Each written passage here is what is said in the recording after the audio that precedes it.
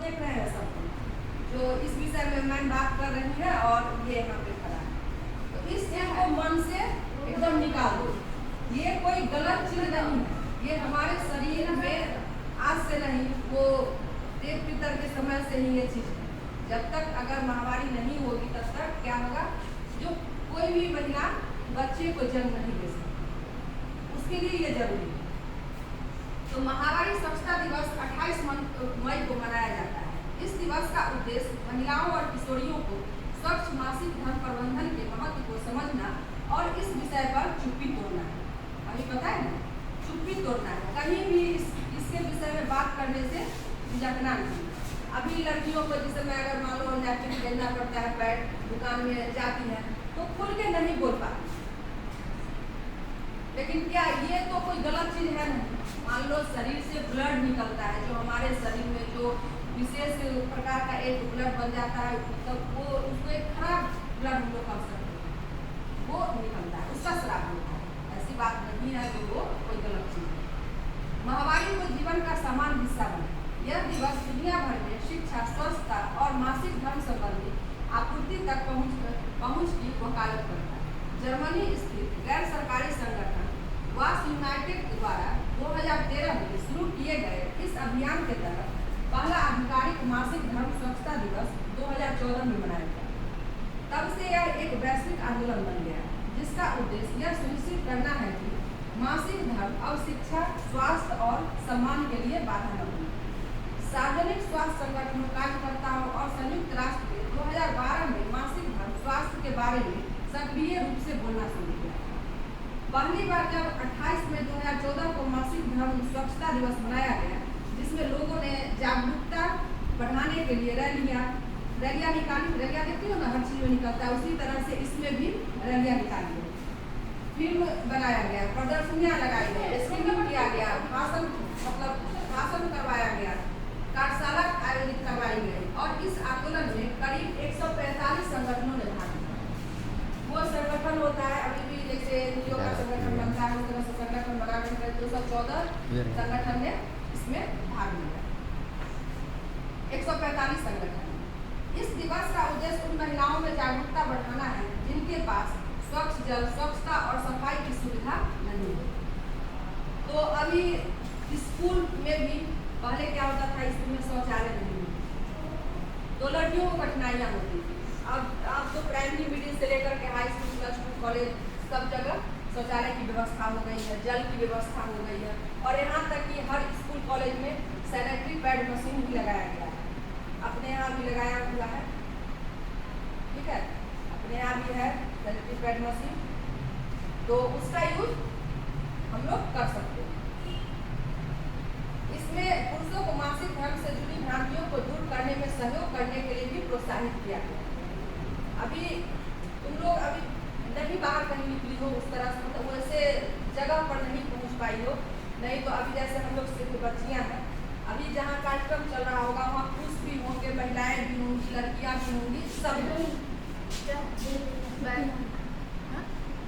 सब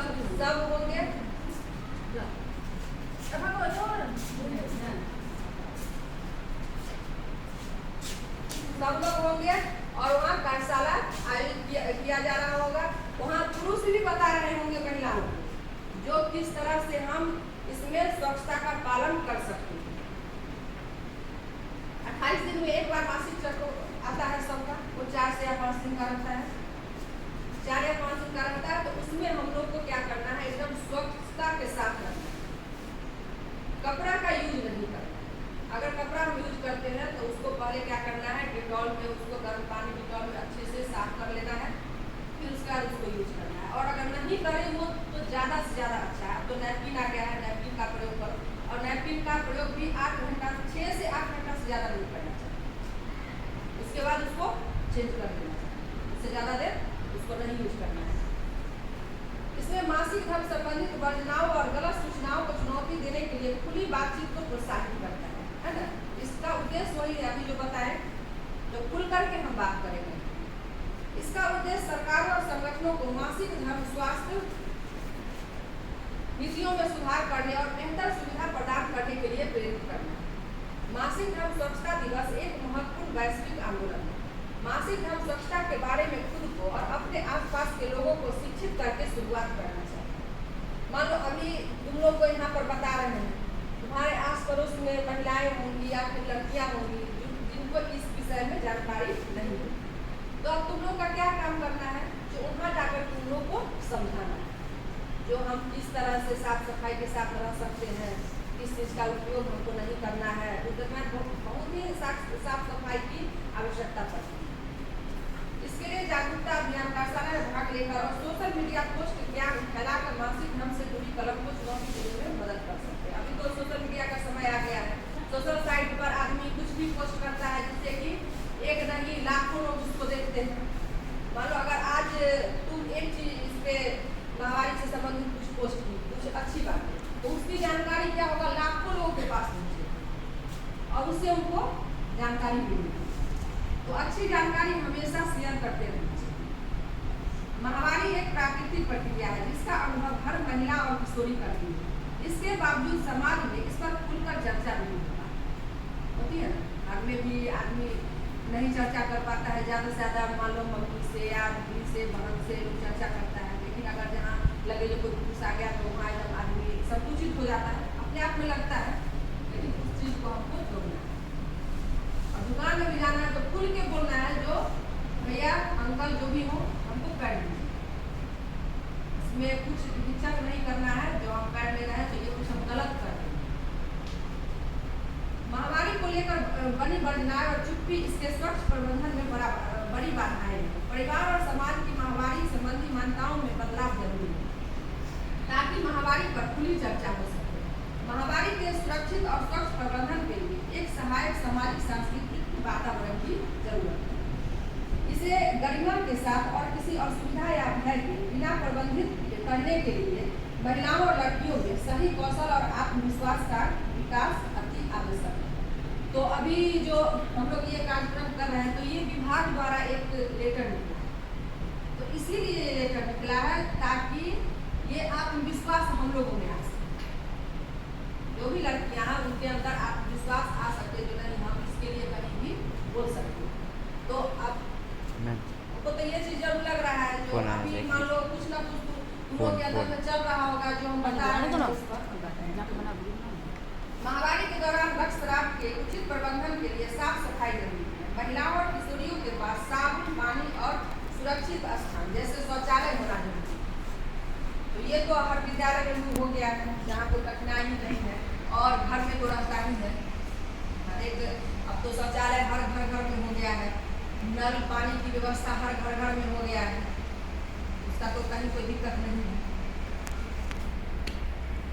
यह दिवस महामारी से संबंधित चुप रहने की मान्यताओं को तोड़ता है, समुदाय के हर स्तर पर जागरूकता बढ़ाता है और महामारी स्वच्छता प्रबंधन पर बने नकारात्मक सामाजिक मानदंडों को बदलने में सहायक होता है।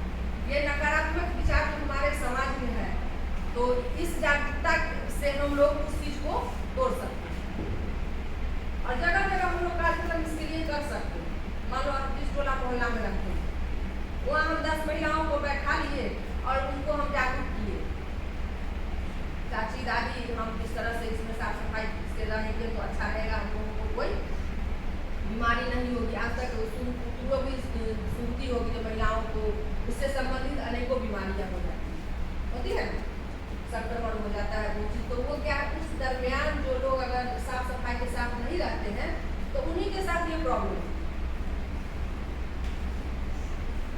इसके लिए साफ सफाई सबसे पहले जरूरी है, वो खुद भी करो और अपने आस पड़ोस के में जो भी महिलाएं हैं, लड़कियां हैं, उनको भी तुम प्रेरित करो। उन लोगों से छोटी बहन भी होगी जिसको भी अभी मासिक चक्र आना शुरू नहीं हुआ होगा, तो उसके साथ खुल के बात करो, उसको बताओ कि हाँ बाबू अगर इस तरह का है तो साफ सफाई के साथ तुमको रहना पड़ेगा, जो भी बातें हैं उसको बताना चाहिए। मासिक धर्म एक छोटी सी कीमत है जो आप उस महानतम उपहार को पाने के लिए चुकाती हैं जिसकी आप कभी कामना कर सकती हैं, और वह है जन्म देने का विशेषाधिकार। ठीक है, पुरुष तो नहीं जन्म दे सकते हैं, जन्म देगी महिलाएं, और जन्म देने के लिए अनियमित नहीं होना चाहिए।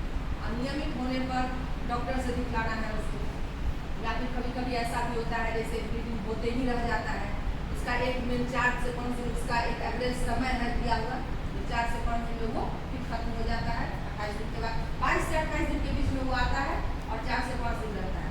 अगर उससे ज़्यादा हो गया, 5 से 6 दिन 7 दिन 8 दिन अगर हो गया, तो फिर हम क्या करेंगे, डॉक्टर से सलाह लेंगे। या फिर मान लो इस मंथ में 22 या 23 तारीख को हमारा मासिक धर्म शुरू हुआ और अगले महीने अगर वो बढ़ गया, आगे चला गया 10 दिन 15 दिन 10 दिन तक अगर है तो उसके लिए ज़्यादा डरने की बात नहीं है। लेकिन अगर 10 दिन से ज़्यादा हुआ तो फिर हम क्या करेंगे, डॉक्टर से सलाह लेंगे। वो एकदम जरूरी है डॉक्टर से सलाह लेना। डॉक्टर से सलाह लेने में पीछे नहीं हटना। हो सकता है शरीर में ब्लड की कमी से भी हो सकता है, या फिर मतलब कोई अन्य कारण भी हो सकता है जिसके कारण वो शुरू हम लोग का समय से नहीं हो पाता है। इसके लिए हम लोग डॉक्टर से मिलेंगे। और सबसे जरूरी में जरूरी बात यह है, जो स्वच्छता का हम लोग एकदम ध्यान रखें। ठीक है।